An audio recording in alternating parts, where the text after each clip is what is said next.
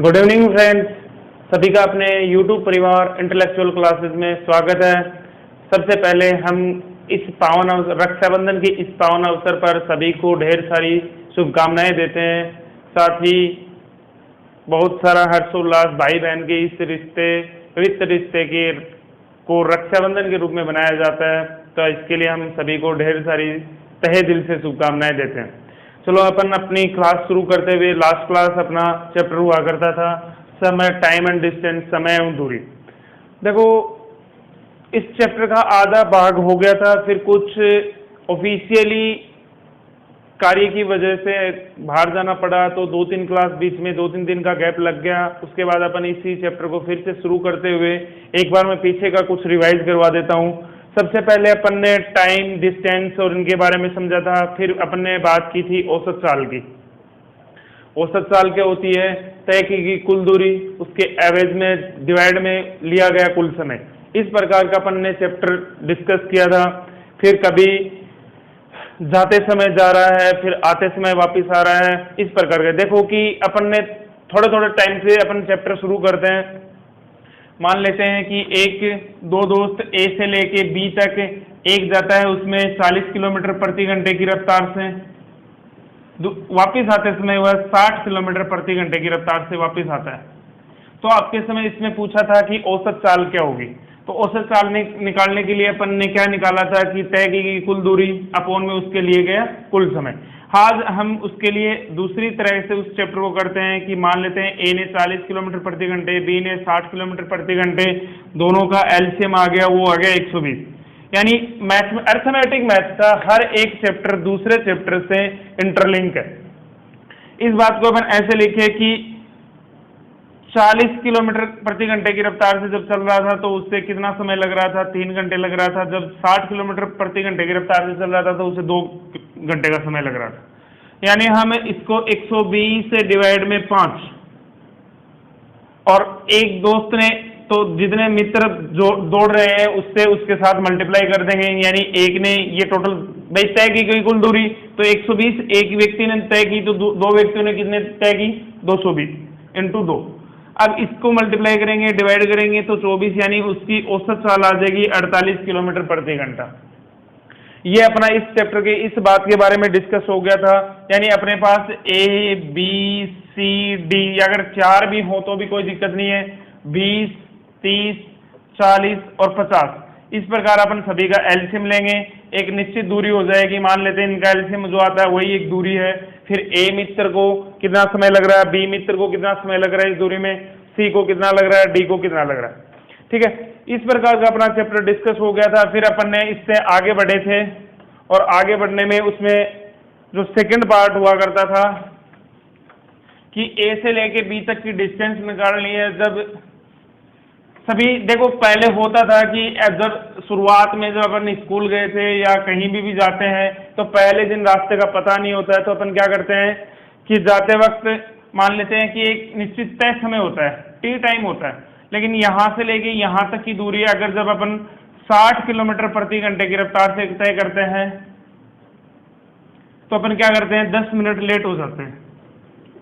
अगर 80 किलोमीटर प्रति घंटे की गति से वापस जाते हैं तो 10 मिनट पहले पहुंच जाते हैं। तो अपन यहां से ए से लेके बी तक की डिस्टेंस निकालनी थी इस वाले क्वेश्चन में।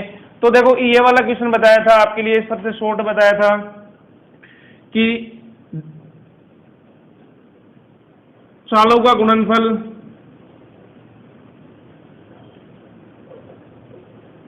गुणनफल बटे में चालों का अंतर इनटू समय का अंतर। अब देखो कि इसमें डिवाइड 60 लगाना इंपॉर्टेंट नहीं है। क्यों इंपॉर्टेंट नहीं है?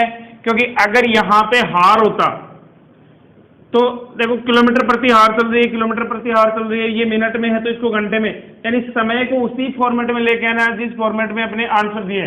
तो मैं यहाँ हर फॉर्मूले में ये नहीं बोलूंगा कि डिवाइड में 60, वो आपको समझना है कि यहाँ पे टाइम है वो मिनट में दे रखा है। अगर टाइम ही यहाँ से 1 आवर लगता और यहाँ से 1 आवर पहले पहुंचता तो आपको क्या करना है, यानी दोनों का समय का अंतर 0 है। ठीक है, तो डिस्टेंस उसी हिसाब से हो जाएगी। लेकिन अगर आपको ये बोला जाए कि मिनट में दे रखा है तो इसको घंटे में कन्वर्ट करेंगे तो क्या हो जाएगा, 60 हो जाएगा। यानी अब ए से लेके बी तक की डिस्टेंस निकालेंगे, 60 इंटू 80 अपॉन 20, और यहाँ पे देखो कि 20 मिनट लग रही हैं। देखो पहले 10 मिनट देरी से पहुंच रहा है, फिर बाद में 10 मिनट पहले पहुंच रहा है, और दोनों के बीच डिफरेंस पूछा है, यानी माइनस माइनस तो यानी माइनस के प्लस के हो जाएंगे 20, और 60 मैंने क्यों लिया, क्योंकि देखो इस मिनट को हार में बदलने के लिए अपन ने 60 का डिवाइड कर दिया, यहाँ से ये कैंसिल हो गया, ये 60 हो गया, तो यानी इन दोनों के बीच टोटल डिस्टेंस कितनी होगी, 80 किलोमीटर होगी। ये ए से लेके बी तक की डिस्टेंस है 80 किलोमीटर। ठीक है, यहां तक अपना चैप्टर लास्ट क्लास में क्लियर हो चुका था। अब इसी का बात को आगे बढ़ाते हैं।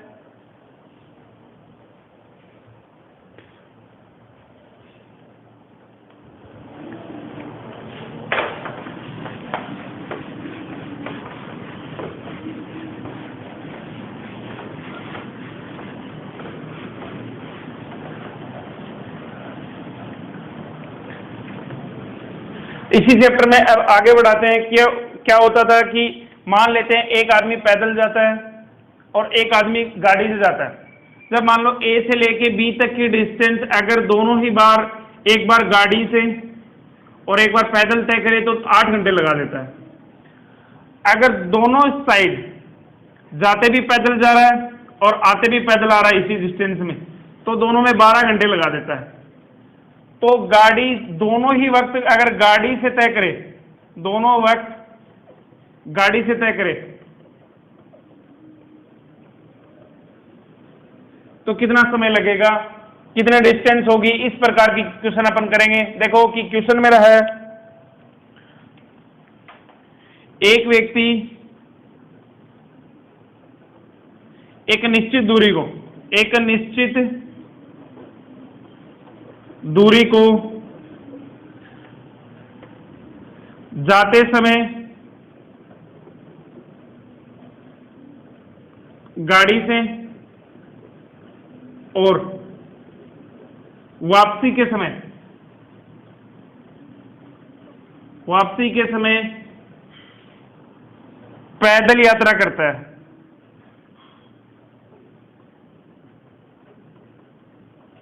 और 8 घंटे का समय लगाता है।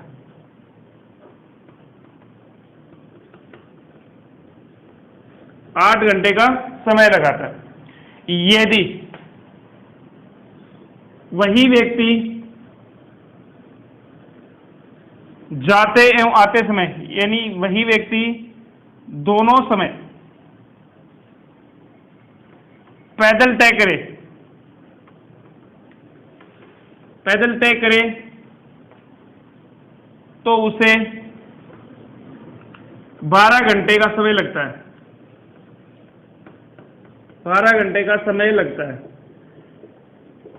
तो आपको ये पूछा है कि दोनों सिचुएशन में, दोनों समय में वह गाड़ी से यात्रा करे, दोनों समय वह गाड़ी से यात्रा करे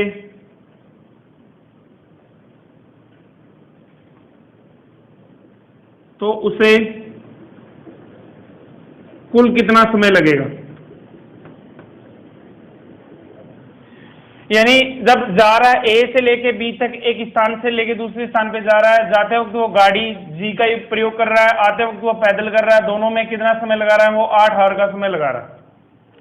अब दूसरी सिचुएशन में क्या कर रहा है कि नेक्स्ट डे वह उसी दूरी को ए से लेके बी तक जाते भी वो पैदल जा रहा है और वापसी के समय भी वो पैदल ही आ रहा है। ठीक है, और दोनों समय में, दोनों टाइम में वो कितना समय लगा रहा है, 12 घंटे लगा रहा है। यानी कि 2p इक्वल टू मैं 12 बोल सकता हूं। कैसे बोल सकता हूं कि जाते वक्त और आते वक्त दोनों का कुल समय है वो 12 घंटे है, तो एक p में यानी पैदल जाते समय उसने कितने घंटे लगाए, 6 घंटे लगाए। अगर पैदल में 6 घंटे लग रहे हैं, टोटल गाड़ी और पैदल दोनों में 8 घंटे लग रहे हैं, तो इसका मतलब क्या है कि सिर्फ गाड़ी से जाता है तो वो इस दूरी को कितने घंटे में कर सकता है, 2 आवर में कन्वर्ट कर सकता है। अब दोनों वक्त की पूछी है कि एक वक्त में 2 घंटे लग रहे हैं तो दोनों वक्त में कितने घंटे लग गए, इसी को दुगुना कर देंगे, 2 × 2 यानी कितने आ गई, उसको 4 घंटे लगे। और वह यही दूरी गाड़ी से ही तय करेगा तो उसे 4 घंटे का सफर लगेगा। ठीक है, ये अपना एक दो क्वेश्चन और डाल देते हैं। एक व्यक्ति घोड़े से, कभी बोलता है घोड़े से जाता है, कभी गाड़ी से जाता है, और दोनों सिचुएशन में घोड़े और गाड़ी अलग अलग की बात कर रहा हूं मैं। इसी क्वेश्चन में थोड़ा सा और इंटरचेंज कर देते हैं, थोड़ा सा टाइम इनका। यहां मैं अगर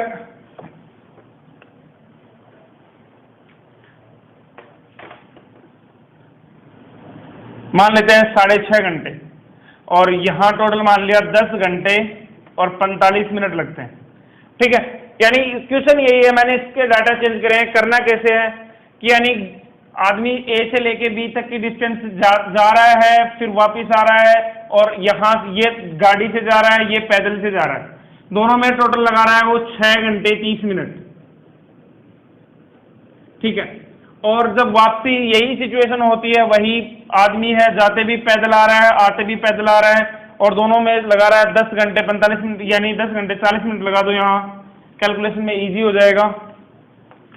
10 आवर जाते वक्त पैदल जा रहा है और आते वक्त भी पैदल जा रहा है, यानी टोटल लग रहा है 10 आवर 40 मिनट।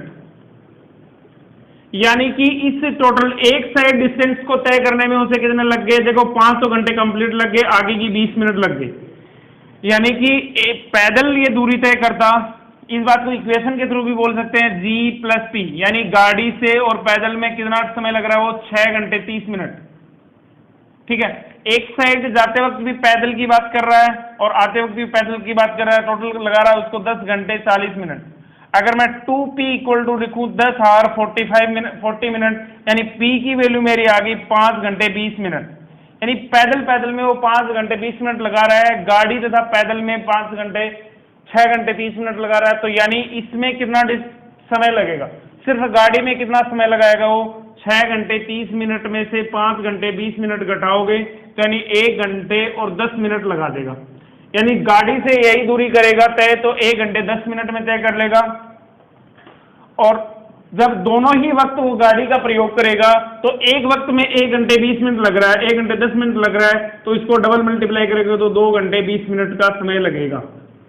ठीक है, ये सेम क्वेश्चन है, इसी प्रकार के क्वेश्चन के डाटा चेंज हो सकते हैं। यहाँ पे थोड़ा सा टाइम कॉम्प्लिकेटेड करने के लिए कभी 45 मिनट डाल देगा, कभी 40 मिनट डाल देगा, इसी प्रकार का क्वेश्चन होगा। नेक्स्ट इसी में बात करते हैं, चाल और दूरी के बीच में एक संबंध होता है, समय और दूरी के बीच में एक संबंध होता है।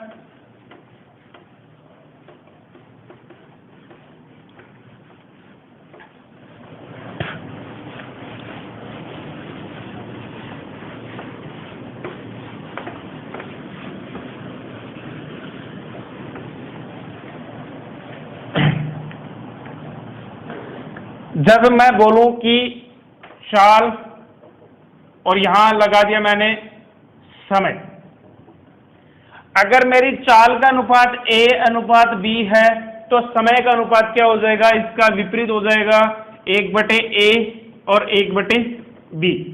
इस बात को ऐसे लिख सकते हैं। ठीक है, यानी कि इस बात को ऐसे भी लिख सकते हैं, AB है तो B/A हो जाएगा। अगर 3 व्यक्तियों के लिए हो तो इसको AB ऐसे नहीं करके ऐसे हो जाएगा कि यानी कि मेरे पास X, Y, Z 3 व्यक्ति, इनकी चालों का अनुपात A/B/C है, तो इनके लगने वाले समय का अनुपात हो जाएगा 1/A, 1/B, 1/C। ये इनका समय का अनुपात है, तो ये इनकी चाल का अनुपात है। ये इनकी चाल का अनुपात है और ये इनके समय का अनुपात है। ये बहुत ही शानदार इनके बीच में रिलेशन होता है। कैसे डिस्क्राइब होता है देखो, मान लेते हैं एक व्यक्ति यहां से लेके यहां तक एक निश्चित दूरी को A जो है वो इसको 4 घंटे में 4 हावर में कन्वर्ट कर सकता है, ये इसको 5 हावर में कर सकता है। यानी मैं इनके टाइम का रेशियो की बात करूं तो A के और B के टाइम के रेशियो में इसको लगने वाला समय 4 घंटे है, इसको लगने वाला समय 5 घंटे है। यानी ये इनके टाइम का रेशियो है। अगर आपको इनको पूछे कि गति का रेशियो, चाल का रेशियो क्या होगा, तो देखो चाल का रेशियो बनाने के लिए वही व्यक्ति A और B 2 हैं, इनके बीच की दूरी है, वो डिस्टेंस है, वो D किलोमीटर है। यानी D/4 A की चाल होगी, D/5 B की चाल होगी। ये इनका रेशियो है, चाल का अनुपात D/4 रेशो में D/5, और जो इसको मैं रफ कर देता हूं,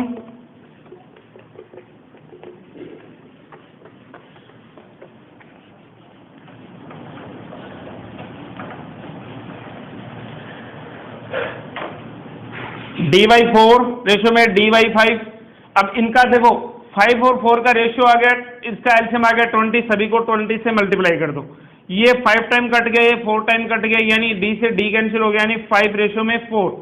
यानी अगर आपके समय का अनुपात 5:4 है तो इनकी चाल का अनुपात 4:5 हो जाएगा।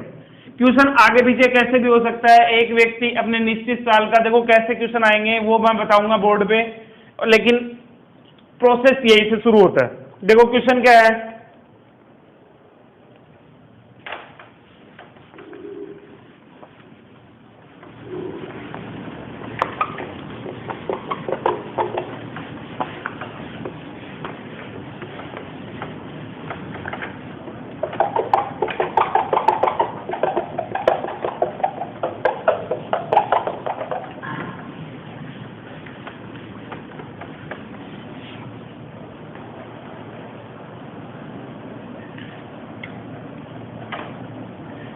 एक व्यक्ति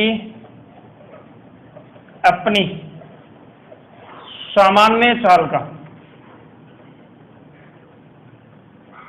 4/5 भाग से चलता है। एक व्यक्ति अपनी सामान्य चाल का 4/5 भाग से चलता है तो वह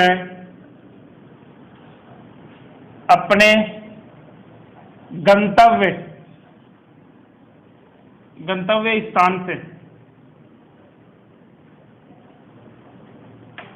20 मिनट की देरी से पहुंचता है, 20 मिनट की देरी से पहुंचता है।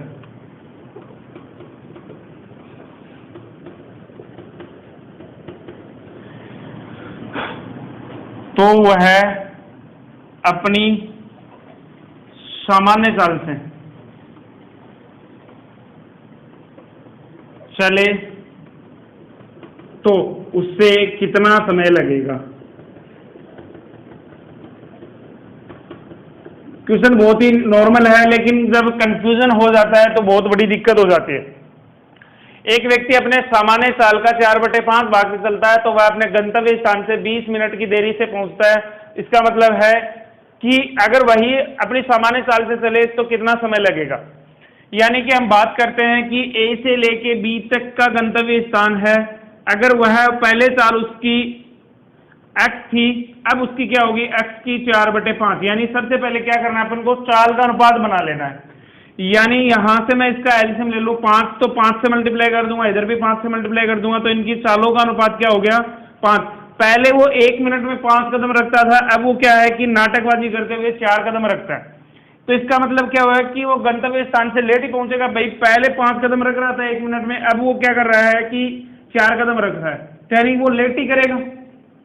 यानी उसकी चाल का अनुपात हो गया 5:4। अब बात करते हैं इसके समय के अनुपात की, तो समय का अनुपात है 4:5। कैसे हुआ इसका रिवर्स, या तो इसको ऐसे लिख दो भाई, ये रिवर्स हो गया, या इसको ऐसे लिख दो कि 1/5 रेशियो में 1/4, ये इनकी चाल का अनुपात है, तो ये इनके समय का अनुपात हो गया। समय में यहां फिर से एलसीएम ले लो, एलसीएम आया तो यहां इसका 4:5 आ गया। देखो जब वो 1 मिनट में 5 कदम रख रहा था तब उसे 4 यूनिट टाइम लग रहा था, जब वो 4 कदम एक साथ रख रहा था उसे 5 यूनिट टाइम लग रहा है। यानी 4 यूनिट टाइम और 5 यूनिट टाइम के बीच में डिफरेंस है वो 1 यूनिट टाइम का है, और वास्तव में डिफरेंस है वो 20 मिनट का है। मैं इन दोनों की बात कर रहा हूं तो यूनिट बोल रहा हूं, और यहां मैं बोल रहा हूं मिनट बोल रहा हूं। यानी 1 यूनिट टाइम इक्वल टू क्या है, 20 मिनट है। अगर आपके बात अगर सामान्य चाल की बात करें तो सामान्य चाल में लगने वाला 4 यूनिट टाइम है, यानी अगर वो सामान्य चाल से चलेगा तो उसे कितना समय लगेगा, 80 मिनट। अगर वह यही धीरे से चलेगा तो उसे कितना समय लगेगा, देखो यहां से 100 मिनट लग रहा है। देखो इसमें और इसमें दोनों एक निश्चित दूरी तय करने में पहले उसे 80 मिनट लग रहे थे, लेकिन वह धीरे चल रहा है तो उससे क्या चल रहा है, 80 मिनट के बजाय 20 मिनट अधिक लग रही है। तो कितने मिनट लग रही है, 100 मिनट लग रही है। एक बार नोट डाउन करो इसको।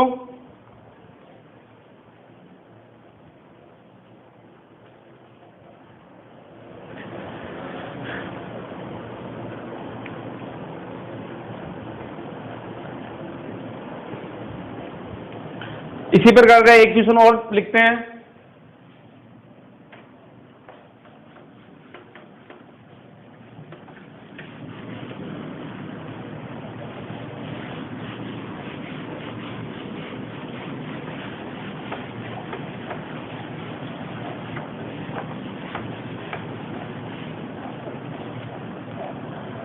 एक व्यक्ति अपने सामान्य चाल का 3/5 भाग से चलता है,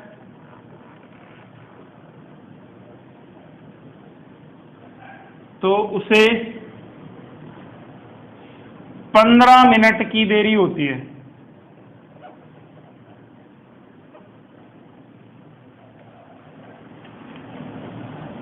पंद्रह मिनट की जगह लिख दो 10 मिनट की देरी होती है।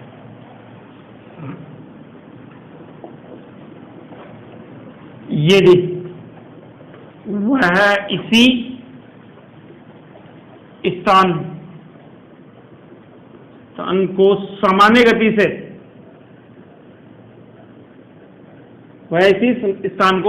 गति से तय करे